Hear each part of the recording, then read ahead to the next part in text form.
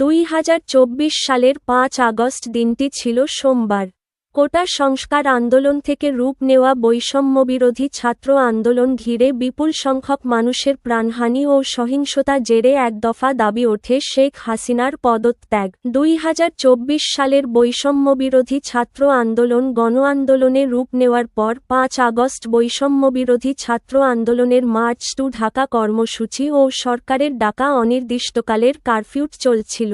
এদিন সকাল থেকেই কারফিউর মধ্যে রাজধানীতে থমথমে পরিবেশ বিরাজ করে, কিন্তু হঠাৎ ঢাকামুখী জনস্রোতের এক পর্যায়ে এদিন দুপুরে খবর আসে প্রধানমন্ত্রী পদত্যাগ করে দেশ ছেড়েছেন।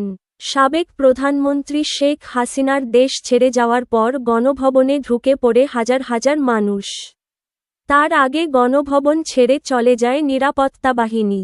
এ সময় গণভবনের ভেতরে অগ্নিসংযোগ, ভাঙচুর এবং ব্যাপক লুটপাট করা হয়। গরু, মাছ, হাঁস, মুরগি, আসবাবপত্র, ফ্রিজ, এসি সহ নানা পণ্য নিয়ে যেতে দেখা গেছে মানুষকে।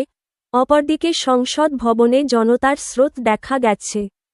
সংসদ ভবনের ভেতরেও আগুন দেওয়া হয়, সেখান থেকে মানুষকে জিনিসপত্র নিয়ে যেতে দেখা গেছে।